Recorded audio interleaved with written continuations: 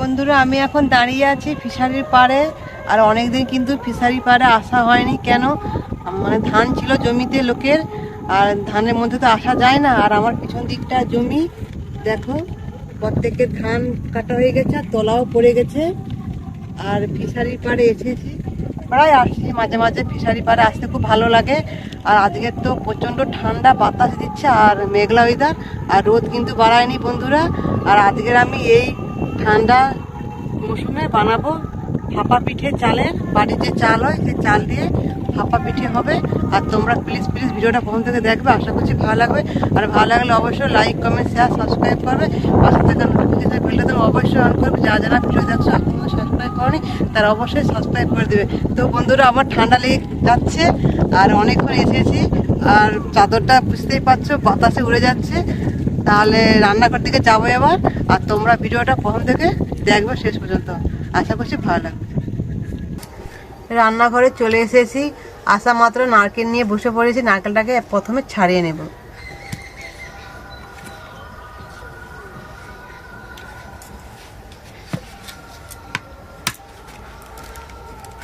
ছাড়ানো হয়ে গেছে। নারকেলটা কিন্তু অনেকটা বড় আছে।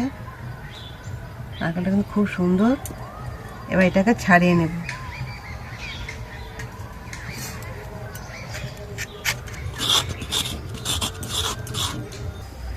এদিকে নারকেল কুড়ানো হয়ে গেছে, আর এইদিকে খেজুর গুড়ের পাটালি নিয়ে চলে এসেছি। এই দেখো বন্ধুরা, আর ভাপা পিঠে বানাতে বেশি কিছু উপকরণ লাগে না। এই খেজুর গুড়ের পাটালি আর নারকেল আর লবণ দিয়েই হয়ে যাবে, আর চাল। এই পাটালিগুলোকে সাইডে রেখে দিয়ে আর একটা পাটালিকে কুড়ে নেব। এই দেখো বন্ধুরা, কত সুন্দর কুড়ানো হয়ে যাচ্ছে। এই দেখো,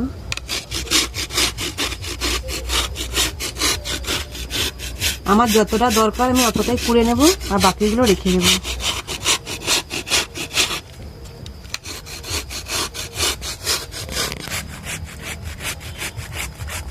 সকালে উঠে প্রথমে আমি চালটাকে ভিজিয়ে দিয়েছিলাম, আর চালটাকে ছেঁকে আমি ভালো করে গুঁড়ো করে নিয়েছি। এর মধ্যে লবণ মাখিয়ে দেব।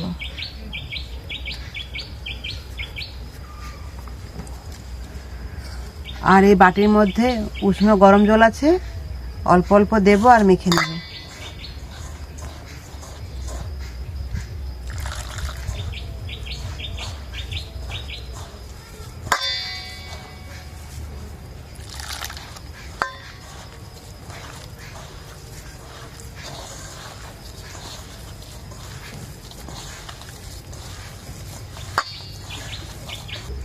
চালের মধ্যে উষ্ণ জল দিয়ে ভালো করে এইভাবে দু হাত দিয়ে ঘষে ঘষে চালটাকে ঝরঝরা করে নিতে হবে।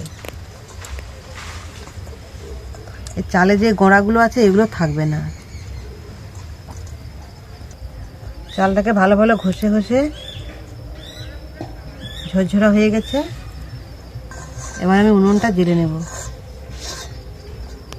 উনুনটা জ্বেলে নিয়েছি, আর এইদিকে হাঁড়ির মধ্যে জল নিয়েছি অল্প করে। এবার সুতির একটা কানা নিয়েছি, এই কানাটাকে হাঁড়ির মধ্যে বেঁধে দেব।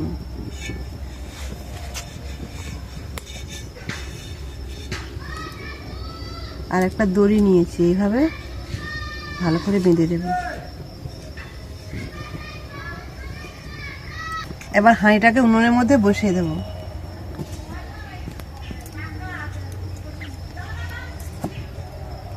জলটা একটু গরম হোক।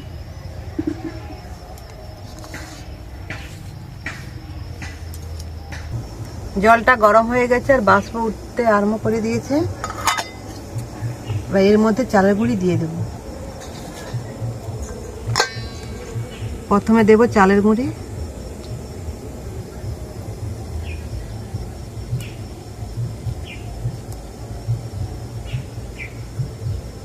তারপরে দেব নারকেল,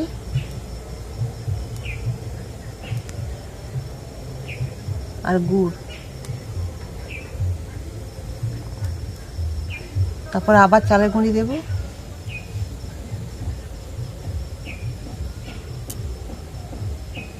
আবার দেব নারকেল,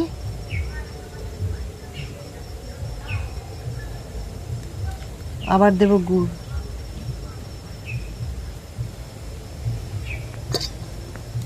আবার দেবো চালের গুঁড়ি, দিয়ে ভালো করে চেপে দেব।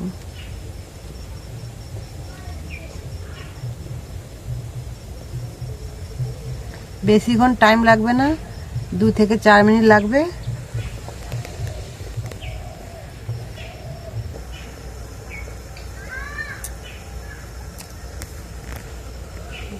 এবার হাঁড়ির মধ্যে আমি দিয়ে দিচ্ছি এইভাবে।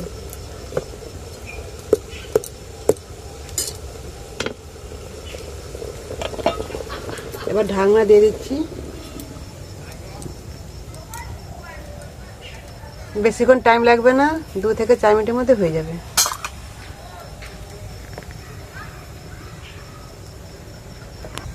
চার মিনিট পর ঢাকনাটা খুলছি।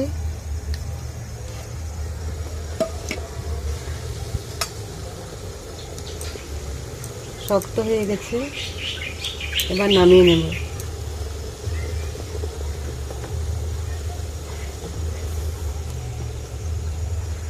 এই দেখো বন্ধুরা, কত সুন্দর হয়েছে। কিভাবে বানিয়ে নেব।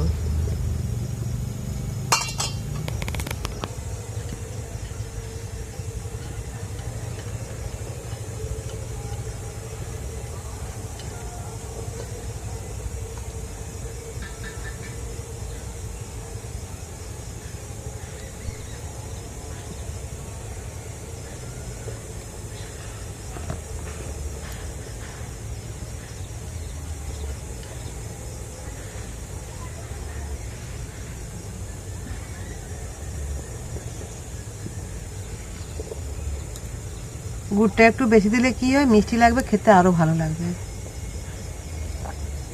আবার দিয়ে দেবো চালের গুঁড়ি, দিয়ে হালকা হাতে এইভাবে চেপে দেবো।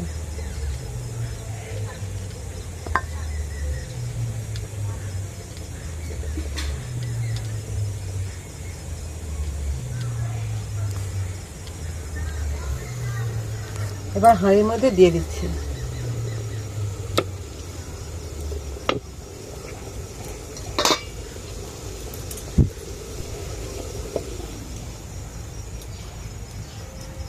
আবার ফিরে আসবো 3 থেকে 4 মিনিটের পর।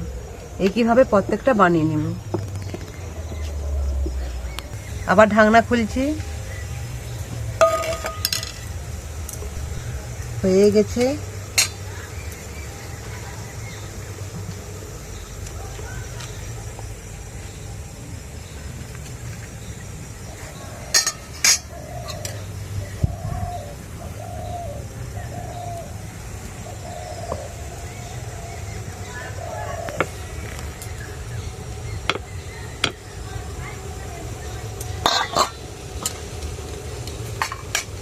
তো বন্ধুরা, সকাল থেকে কিন্তু রোদ বাড়ায়নি, এই একটু রোদ বেরিয়েছে একটুক্ষণ আগে।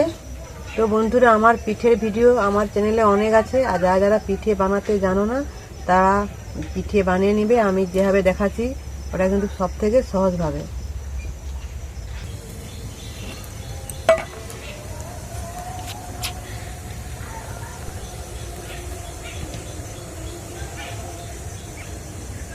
পত্তাটা কিন্তু খুব সুন্দর হয়েছে।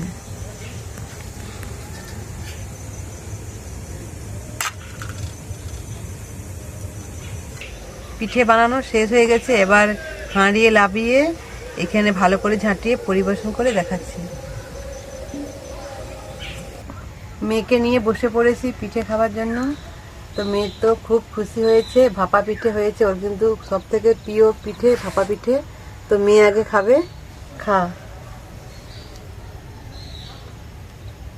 ওটাই ভালো লেগেছে, নিয়েছি যেটা। আচ্ছা, খা। বাড়িতে পিঠে হলে কিন্তু খুব খুশি হয়। খুব ভালো লেগেছে পিঠে খাওয়ার জন্য। ভেতরে নারকেল আর গুড় দেখা যাচ্ছে। পিঠে খাওয়ার জন্য অনেক বায়না করে, আর আমি বাড়িতে বানিয়ে দিই অল্প করে নিয়ে ওর জন্য। তো আমি খেয়ে দেখি বন্ধুরা। এক পিঠে নিয়ে নিয়েছি, এবার খেয়ে বলবো কেমন হয়েছে।